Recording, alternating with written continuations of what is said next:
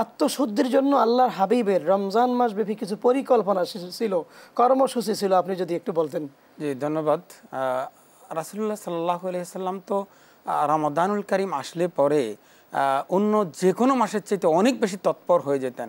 বিশ্বনবী মুহাম্মদ রাসূলুল্লাহ সাল্লাল্লাহু আলাইহি সাল্লাম নিজে কোরআন তেলাওয়াত করতেন, সাহাবীদেরকে কোরআন তেলাওয়াত করার উপদেশ দিতেন এবং রাসূলুল্লাহ সাল্লাল্লাহু আলাইহি সাল্লামকে স্বয়ং জিবরাইল আমিন এসে কোরআন শরীফের শুরু থেকে শেষ পর্যন্ত শোনাতেন। রাসূল মানে জিবরাইল আমিনকে এভাবে কোরআন শোনাতেন। এই জন্য আত্মশুদ্ধির সবচেয়ে বড় মাধ্যম হচ্ছে বেশি বেশি কোরআন তেলাওয়াত করা। রমাদানুল কারীম হচ্ছে কোরআনের মাস, শাহরু রমাদান আল্লাযী উনজিলা ফীহিল কোরআন। আল্লাহ এই রমজান মাসে এই কোরআন অবতীর্ণ করেছেন, নাজিল করেছেন।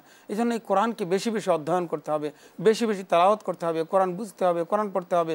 আর কোরআন যদি বুঝতে পারি তাহলেই আমাদের জীবনটা সফল হবে, সার্থক হবে।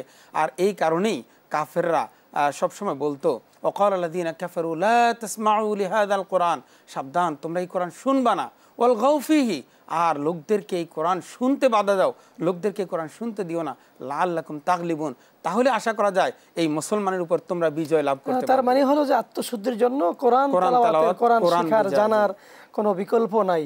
এখন যারা কোরআন শিখতে পারে না, পড়তে পারে না, এদের ব্যাপারে আপনি কি পরামর্শ দিবেন? জি, এই ব্যাপারেও আমাদের সম্মানিত দর্শক শ্রোতাদেরকে আমরা বলবো যে কোরআন শিখার চেষ্টা করতে হবে। রমাদানুল কারীম আসছে, আমরা একটু সময় অন্তত কোরআনের পিছনে দেই।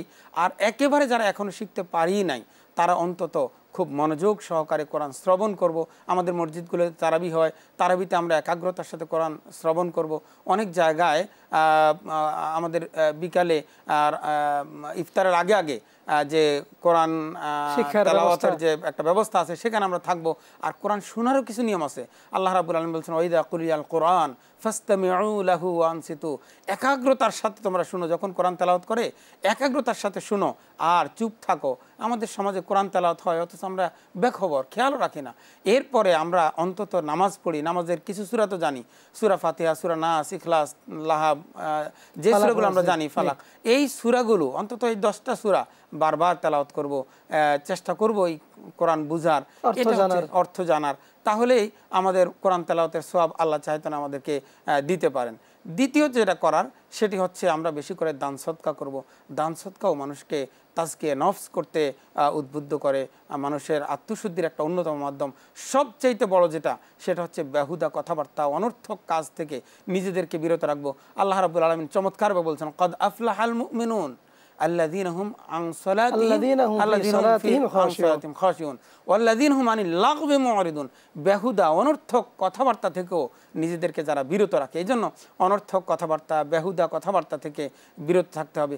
আমরা কত গল্প গুজব করে সময় কাটাই।